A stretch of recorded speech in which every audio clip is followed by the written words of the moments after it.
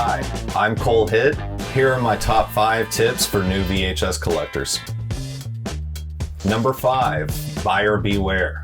If a deal sounds too good to be true, then it probably is. As this collecting market grows and becomes more popular, there are going to be things you're going to want to look for. Everything isn't described or put out there as it should be. Pay attention to as much reference material as you can. Coming from personal experience, just like everybody else, I've been burned before.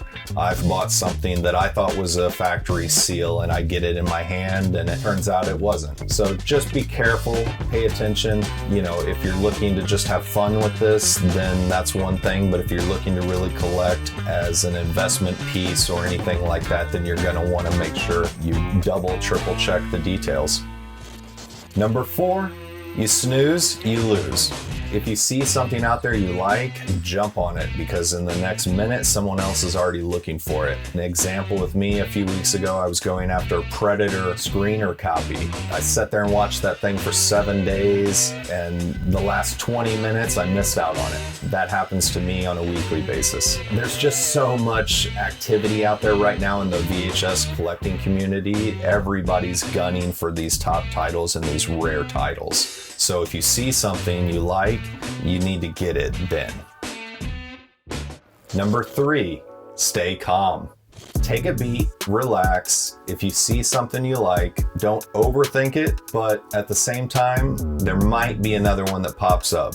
So if you miss out on something the first time, don't be afraid that you've missed out on it forever. Don't feel pressured because as this market grows, there will be more avenues to be able to purchase and collect VHS. Number 2, buy what you like. With VHS, there's so many choices across so many different titles. It can be overwhelming because there's so many titles and so many releases of these titles out there, but I would say start where you're comfortable. The best place to start is movies that resonate with you, your favorite films, whether it be the blockbuster Back to the Futures, the Indiana Jones, the Jaws, or if you're a horror fan, you should go after a Halloween, the Chucky, Nightmare on Elm Street, or if your favorite movies were romantic comedies, that's where you start. So when I started collecting what I liked first and foremost. It just made a ton of sense. As long as I like this, then I'll never feel bad about this purchase. I'll never feel bad about collecting this film if it's personal. And number 1, have fun. Collecting VHS is about collecting these fun, nostalgic memories from your childhood, from the past. We're collecting that childhood memory of your first time seeing that R-rated movie you weren't supposed to see, whether it was Terminator 2 Judgment Day or Risky Business. We're collecting the memory of our first date movie. Mine was Titanic, and you sat through that 3-hour movie with her and held hands.